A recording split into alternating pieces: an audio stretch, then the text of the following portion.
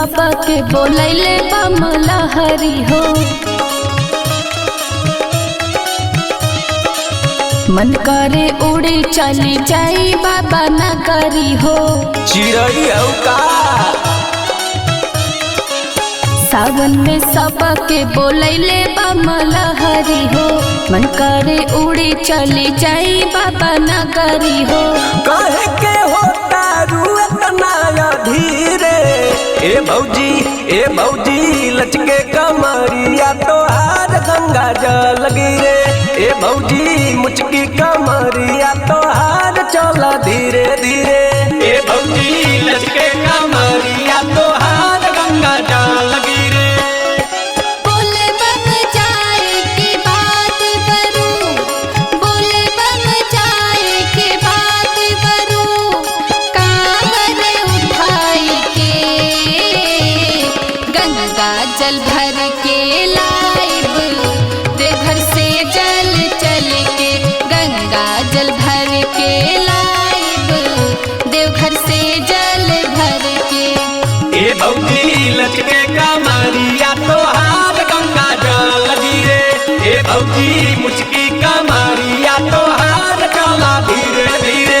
लंबी बाडगर भौजी कइला राम हो, कइला राम भौजी कइला राम हो। पहिला सुमारी ह चढ़ाई गाजा भांग हो। चढ़ाई गाजा भांग हो, चढ़ाई गाजा भांग हो। लंबी बाटगार भौजी कइला राम हो।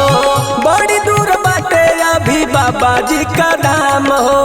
जैबू तू थक पहुँचत गंगा के तीरे।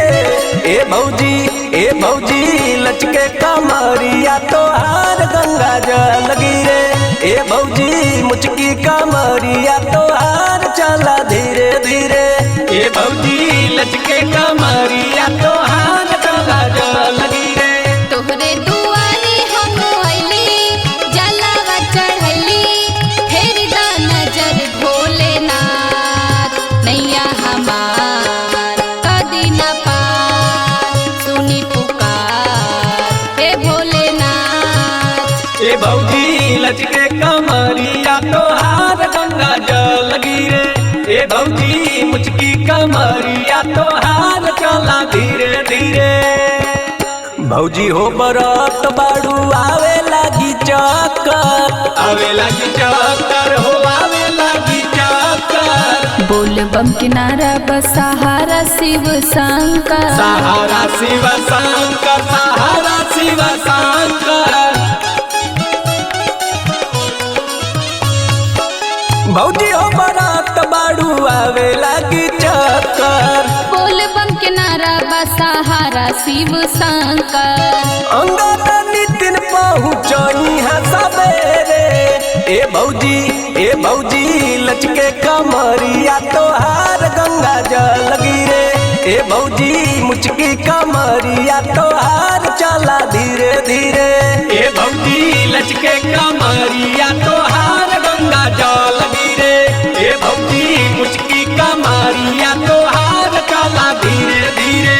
ए भौजी लचके कमरिया